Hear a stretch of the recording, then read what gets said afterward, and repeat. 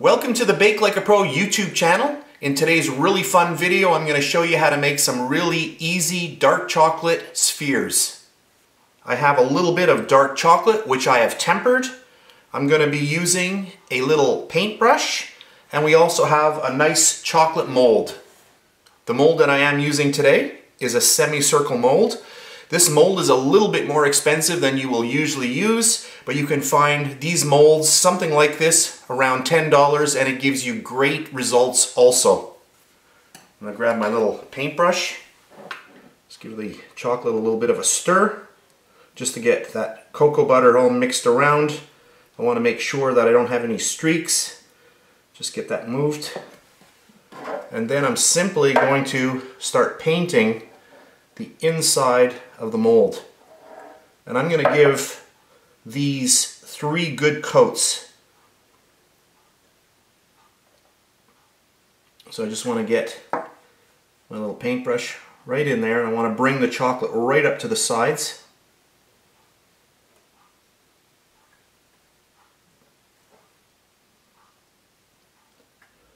So right up like that. Just pull it right up. That's good. Get the next one done. And any which way you want to get these done, that's up to you. You can do a straight up and down. You can get in there and do a little bit of a spin. Anything that gets everything covered. And you want to make sure, the most important thing is you want to get this chocolate right up to the top. Like this.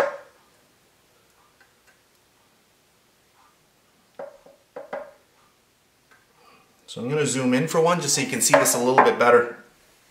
So now that I've zoomed in, hopefully you can see the process a little bit better. So I just want to get my brush in here.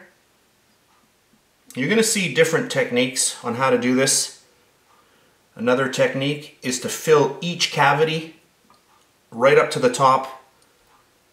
Give it a little tap, and then turn it over and let all of the chocolate drip out. And that's how they do it when they are doing many chocolates like this. But at home, this is a good way because it's less time consuming, because then the other way you're going to have a little bit more work cleaning everything up. So you just want to pull right up to the sides. Let me just move that over. I will do that one there as well. So just get in there so you can do the little swish. Anything that works for you, just get it right up to the top. So I'm going to finish these off and I'll come back in 1 second. And if you want to know if you've correctly tempered your chocolate, you can do my little test. I will put a timer on. I will take a little bit of this chocolate, put it onto a little piece of paper, and then put your timer on for 4 minutes. And before that 4-minute mark, you should already see that the chocolate has set up. And here's a little piece of parchment paper, and there's one of my little tests that I just did with this chocolate here. So that's set up before the 4-minute mark, and then I know I've done a good job at tempering. And if you want to know how to temper chocolate, I do have a video on tempering chocolate on my YouTube channel, Bake Like a Pro, which you are on right now. You can see that video. I'll put a link in the description box below the video. So as you can see, the chocolate here has already started to firm up here. Hopefully the camera can pick that up. It's not completely set, but it's set enough that I can actually apply another coat. Now if you want it to go really quickly, you can just quickly do these. Put this into the fridge for about 5 minutes, come back and do your second coat. So right now, since these last couple of ones that I did are not set up yet, I am going to pop this into the fridge for about 2 minutes. I'm going to come back and I'm going to repeat this process for a total of 3 times. Then I'm going to come back and I'll show you, we'll unmold them. At this point, I have done all of my 3 coatings.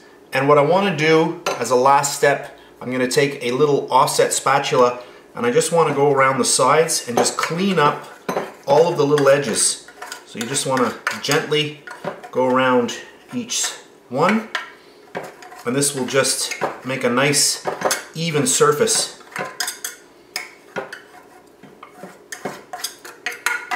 So you just go around It'll make it nice and smooth. And that's good. And now I'm just going to pop this into the fridge for about 5 minutes, and then we're going to unmold them. So here we are again. This is about 10 minutes later. What happens to chocolate when you put it into the fridge, it actually contracts. So this is a really good mold look. I'll just have to lift it out like this, and look at this. Just put my hand in and just pull it. And this will work nicely as well if you have a very inexpensive mold, around $10 or so. You can just pop them out like that. And there we have them. So let me just zoom in on those. So now that I've zoomed in, you can see how nice our little semi-spheres are. You can see how shiny the chocolate is. You can see my studio lights and 2 upper lights as well. Whenever you work with chocolates, it's a good idea to put on these little gloves. They add an extra layer of protection between the chocolate and your fingers. Even though you might not realize it, your fingers are very warm and you can melt your chocolate. I'll just flip these over and show you what they look like on the other side. So for our last step for this video, I'm going to show you how we quickly assemble these. For our last step, I have a little fry pan that I have just heated up a little bit. We're going to grab both sides of our little sphere. I'm just going to get it in there. Right away you can see the chocolate melting. Put the other one in, 2 seconds, we're done.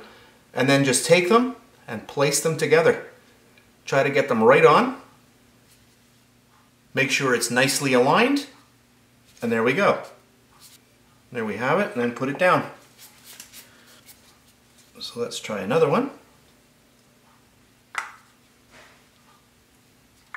A little bit there, and then just take it and stick it together. That looks good. Give it a little push, and there we have it. And then let's do our last one.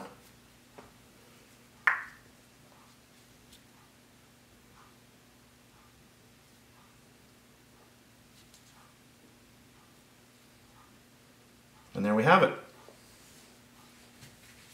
So here I am again. I've cleaned up my work surface, and I just wanted to show you the little chocolate spheres that we made today.